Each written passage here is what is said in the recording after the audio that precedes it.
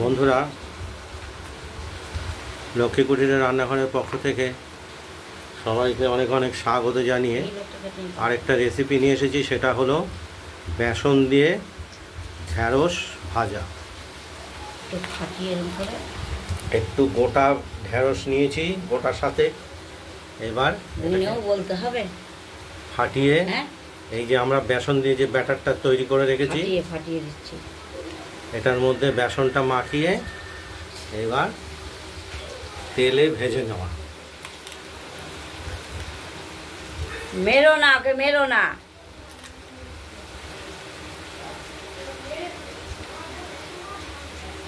মেরে না, মেরে তো কিছু হয় না, একটু ঘুম পাড়াও গা। সবাই যদি বকে, বাবাও বকে, তাহলে আমরা তেলের মধ্যে দিয়ে দিলাম। তুই বারবার বকিস না, এটার জন্য কষ্ট হয়। আমার হচ্ছে, বাবা হচ্ছে, সত্য বোধ না কিছু।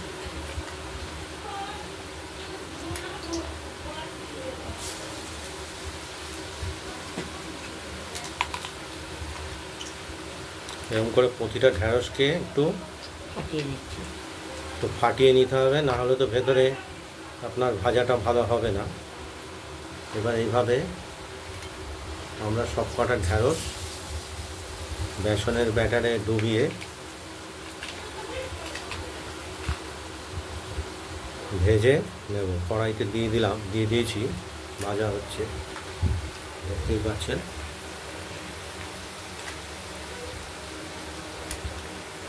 গরম গরম ঢ্যাঁড়স বেসন দিয়ে ভাজা খুব টেস্টফুল।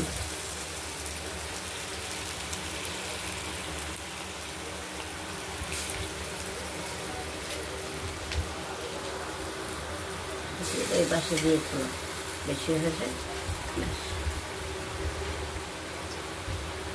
বাবার কাছে গিয়ে বাবা বকা দিল, চলে আসবে।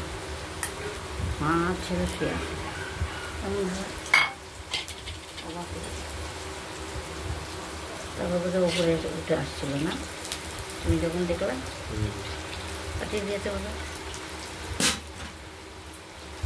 কোথায় যাবে এমন ব্যবহার করছে, শরীরে তখন থাকে, ততক্ষণ থাকে।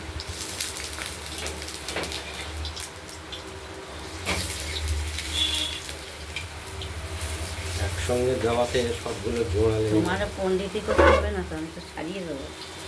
এগুলো কেটে কেটে ছাড়িয়ে দিতে হবে।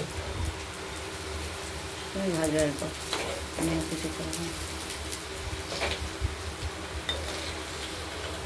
ক্যামেরাটা ধরেই রাখতে হবে, আমাকে তো সুবিধা মতো কাজ করতে দাও। দেখতে থাকবে ঢ্যাঁড়সের পাকোড়া, বেসন দিয়ে পাকোড়া ভাজা।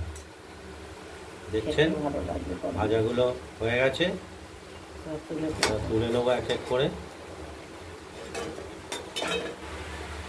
তুলে নিন, তারপর দেখাও।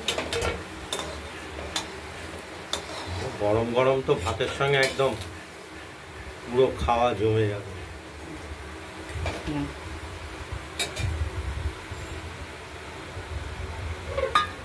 বন্ধুরা, আপনারা বাড়িতে একবার ট্রাই করবেন, দিয়ে আমাদের কমেন্টস করবেন,